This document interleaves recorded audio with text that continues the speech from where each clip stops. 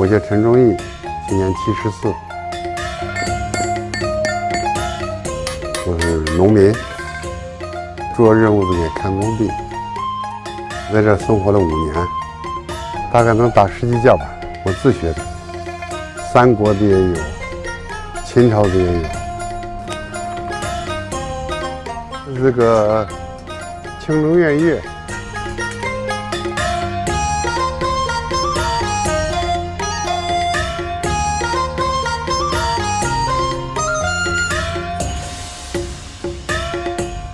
但是闲来写写字儿，种种花，种种葫芦。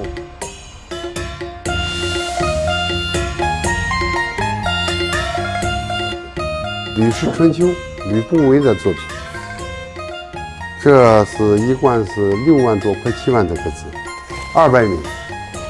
我这写了3个月，这是秦小传。我认为小篆字格写出来比较庄重，比较古典典雅一点。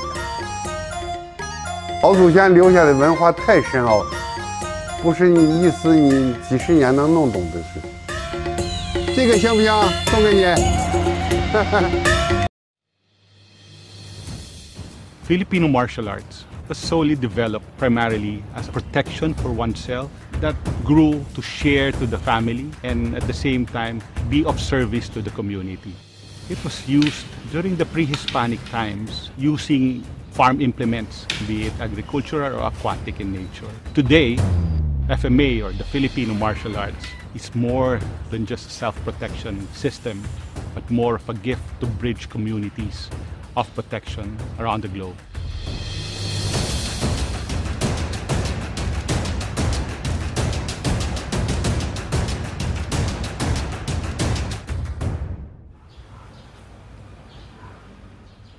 The indigenous style of fighting, collectively known as Filipino martial arts or FMA, was originally used to defend tribes from attacks by other clans, or to settle local disputes.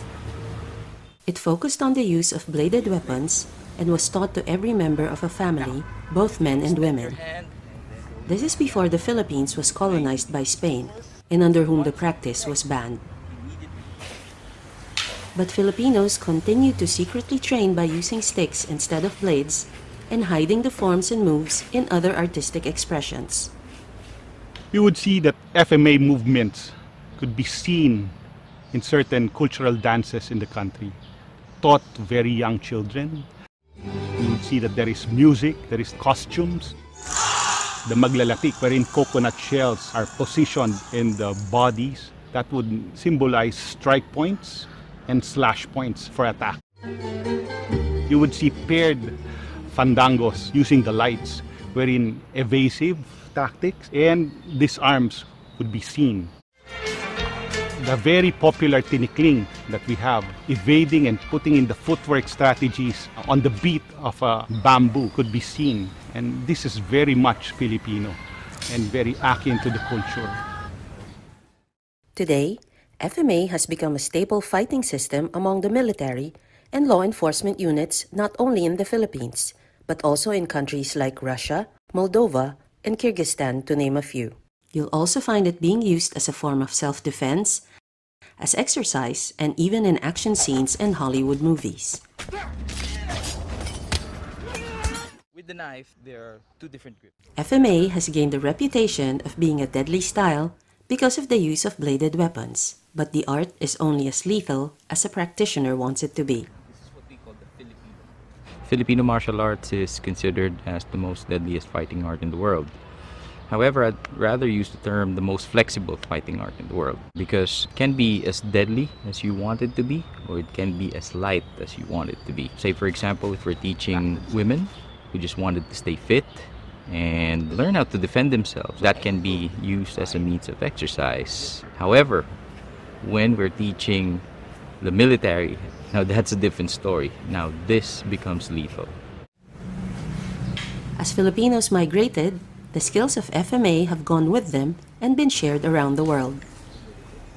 In times of peace, the Filipino martial arts or FMA is a tool to create friendships, and build bridges. The training is very relevant for the reason that it teaches one to respect oneself in relation to your environment and to respect your fellow human being.